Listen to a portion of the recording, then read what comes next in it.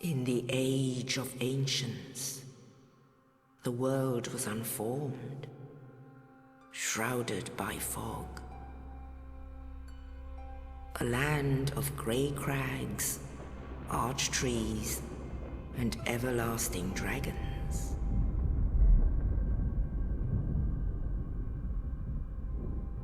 But then there was fire, and with fire came disparity. Heat and cold, life and death, and of course, light and dark.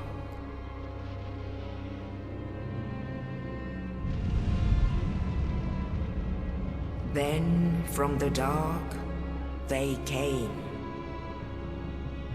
and found the souls of lords within the flame.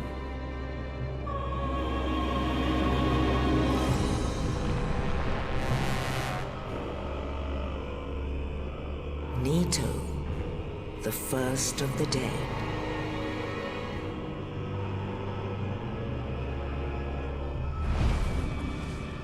The Witch of Izalith and her daughters of Chaos. Gwyn, the Lord of Sunlight, and his faithful knights. And the furtive pygmy, so easily forgotten.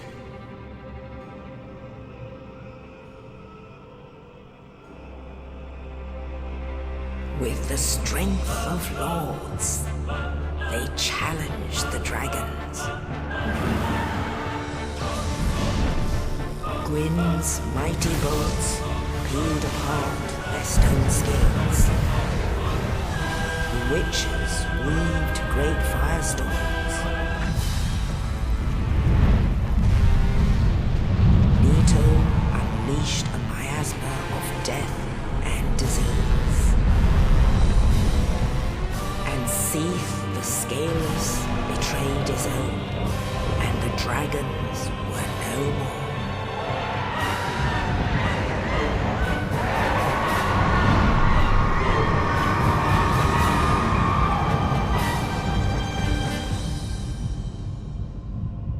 Thus began the Age of Fire.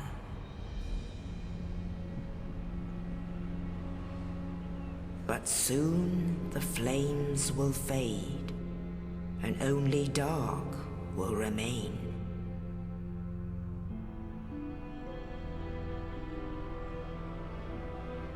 Even now, there are only embers. And man sees not light, but only endless nights. And amongst the living are seen carriers of the accursed dark side.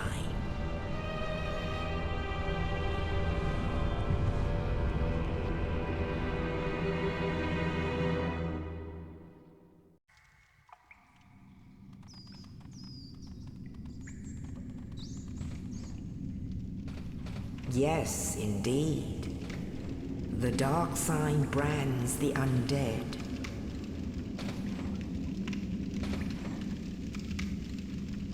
And in this land, the undead are corralled and led to the north.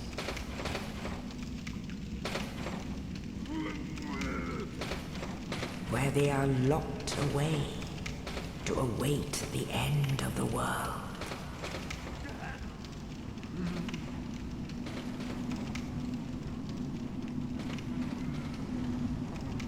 This is your fate.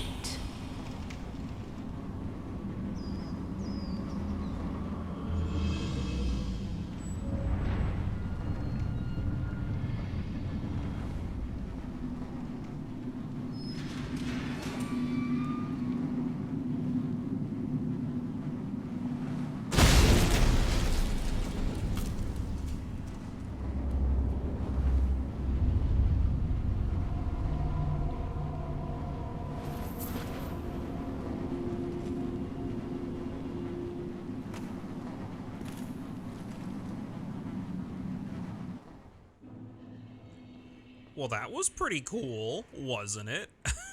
Ooh, I look not okay. All right, so we're getting started with Dark Souls proper. And I'm hoping that I can do a little bit better than the first time I did this. So here's what I want to do. Old ring from an old witch, engraved minutely with indecipherable script, but seemingly useless. There we go. So I'm gonna be going through some of the item descriptions. There's a couple that I actually missed. Open dungeon. Hold on. What does this say? Key to the dungeon of the Undead Asylum to the north. A mysterious knight, without saying a word, shoved a corpse down into the cell on its person with the key. Who was this knight, and what was its purpose? There may be no answers, but one must still forge ahead. So the whole point is that I want to be able to go through and explain sort of the intricacies of this game and sort of demystify some of the stuff that trips new players up. So right there at the bottom, you can already see there are these little messages on the ground. All of these ones here are left by devs. A lot of the ones that we'll encounter later are going to be left by players. And then there's that guy in there. He's just kind of hanging out. Yeah, that's a big ass demon. Anyway. What was I even trying to say? So yeah, I'm gonna, oh, I actually got a backstab, that's crazy. I'm gonna be trying to read some item descriptions. I'm gonna be trying to like explain the lore and just sort of do like a little walkthrough, you know? Not so much a giving you all the answers to everything kind of a playthrough, but more so like, just sort of talking about shit, you know? Cause this game is very cool. And you're honestly not intended to see all of this your first time playing. This is the kind of game that you're meant to be playing, you're meant to play over and over and over again, and have an entire community of people dedicate hours of their lives into deciphering this fucked up weird story that's being portrayed here. And I'm just gonna try to condense the 10 or so years of discoveries in this series down to a series of, that's gonna be about as long as, I don't know how long the series is going to be. I don't know. We'll see. So here we can actually see the first mod that I have installed. I have a mod that, you know, I am playing Dark Souls Remastered, for those of you who know this series. And I have a mod here that makes the bonfire look more in line with how it looked in the original version of the game. The remastered version, while it doesn't look terrible, it certainly looks off compared to this one right here, because I like the design of this. I like how weird and ethereal and wispy the fire is. It doesn't look right, you know? And I feel like that fits in a lot with this world. This kind of look fits in a lot with this world, and it'll make more hopefully it'll make more sense the more we go into this game. So already we're just kind of walking through, exploring, you know, seeing some shit that's going on. We walk into this big empty room, and by George, there's nothing in this room. What's gonna happen? A demon! So yeah, let's try to attack it. Let's see what, oh no.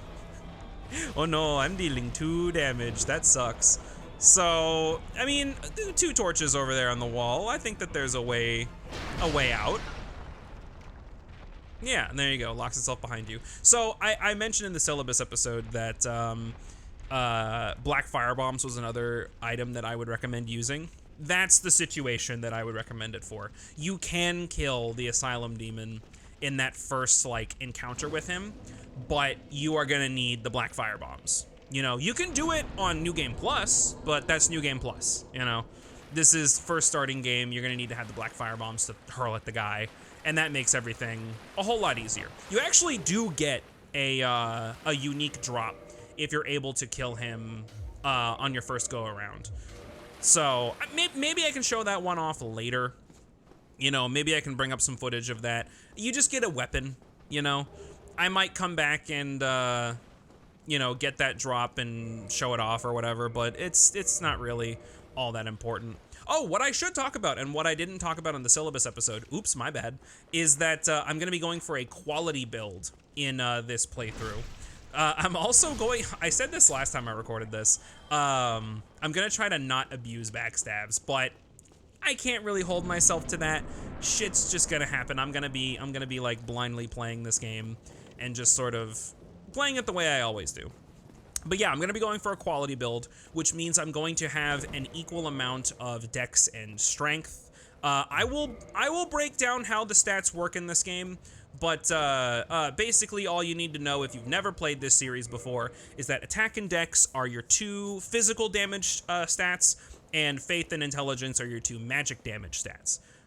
If you want to do magic, you're going to need to pump stats into either intelligence or faith. I'm not going to worry about that because spellcasting in this game honestly kind of sucks. Intelligence makes it way too easy, and there's only like 4 good faith spells, so we're just not even gonna touch it. So we're gonna do strength and dex for the most part, and I'm gonna show off as many different types of weapons as I can, because everyone and their mother who plays this game always goes for naked guy with a big club just sort of swinging at dudes, and while it's funny and I like playing the game this way, while I do appreciate playing the game that way, I want to be able to show off a bunch of different stuff because I want to show off all this game has to offer, or at least a lot of what this game has to offer. Grief ahead, nice. And we'll go over other stats as soon as we have the ability to level up. We don't actually have the ability to level up yet, so we can kind of go over. Ah, fuck! I'm just kidding. I knew that was there. I love the fucking steel ball. I love these stupid bits this game has. And then you get to parry this guy and cut his fucking face off. Oh man, we're Dark Soulsing it up right now, man. This is great. I'm sure anybody who was actually paying attention to this game would be able to see the ball at the top of the staircase, but I've been surprised before. Big steel ball just to fuck with you, honestly. Also, this guy. This guy was at the was on the roof just a little bit ago. Oh, you. You're now hollow. Thank goodness. I'm done for, I'm afraid. I'll die soon, then lose my sanity. I wish to ask something of you. You and I, we're both undead. Hear me out, will you? Yeah, why not? Regrettably, I have failed in my mission, but perhaps you can keep the torch lit. There is an old saying in my family, thou who art undead art chosen, and thine exodus from the Undead Asylum maketh pilgrimage to the land of ancient lords. When thou ringeth the bell of awakening, the fate of the undead thou shalt know. Well, now you know, and I can die with hope in my heart. Oh, one more thing. Here, take this. An Estus flask. An undead favorite. Oh, and this. Nice. Now I must bid farewell. I would hate to harm you after death. So go now, and thank you. So I was just looking around this room, and there's a big hole in the ceiling. And guys laying on a pile of bricks here, so... And that demon, actually, now that I think about it, that demon jumped down from the ceiling. Did that demon throw him through the ceiling and throw him on this pile of bricks? Interesting. Anyway, let's move on and just go back up these stairs. Oh.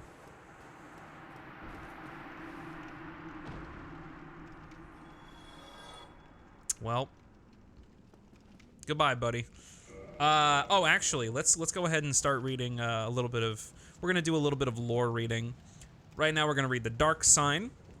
Dark Sign signifies an accursed undead. Those branded with it are reborn after death, but will one day lose their mind and go hollow. Death triggers the Dark Sign, which returns its bearer to the last bonfire rested at, but at the cost of all humanity and souls. We'll go over what humanity is later. I don't want this series to be an informational brick wall. It might already be, but I'm trying to, like, pace out this information as much as I can. So yeah, Dark Sign. All the undead have the Dark Sign.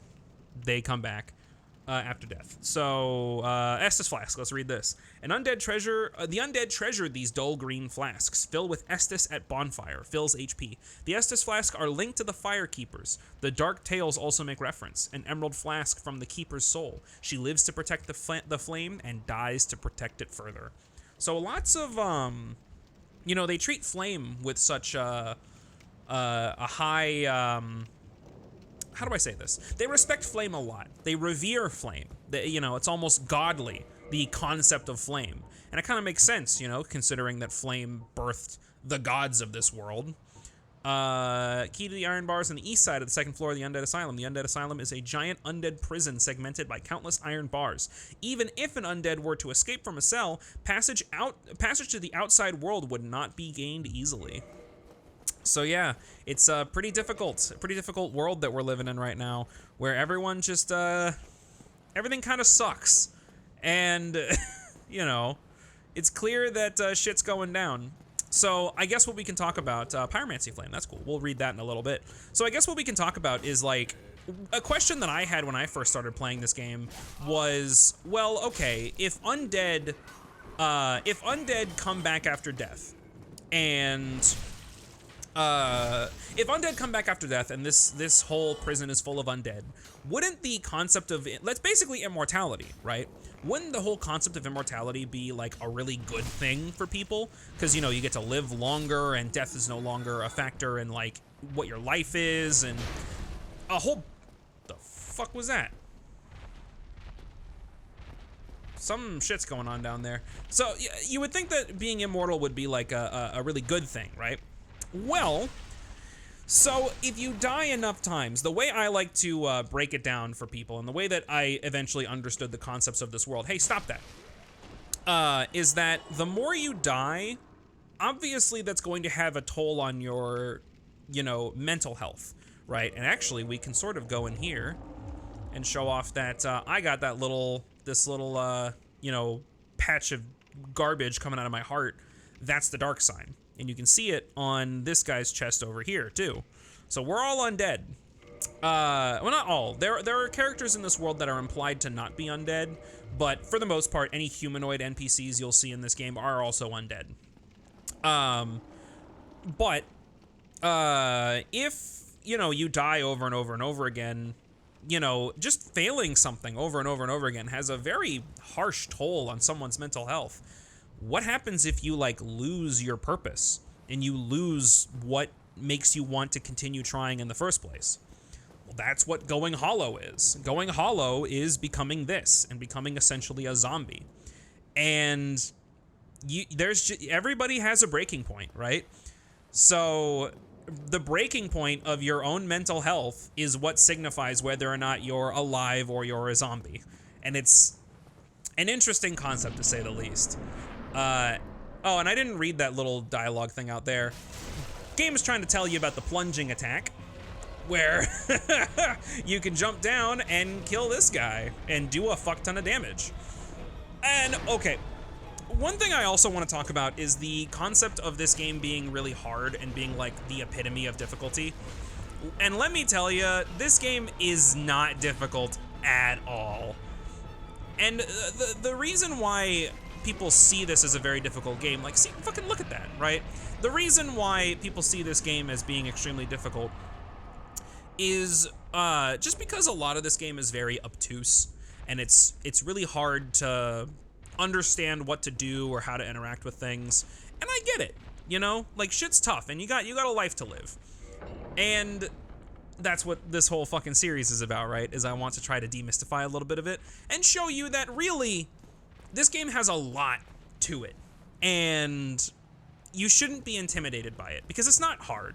If you've played Elden Ring, you can very easily get through this game, you know? And I'm honestly going to be breaking down some things in terms of like what Elden Ring players will get, because a lot of the concepts that were shown off in Elden Ring originated from this game and Demon Souls, which I don't like Demon Souls as much as I like this game.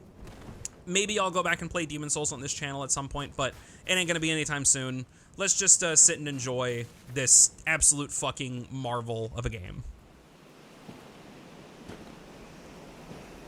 Only in the ancient legends it is stated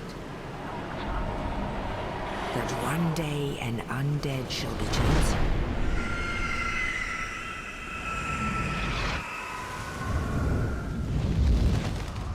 To leave the Undead Asylum in pilgrimage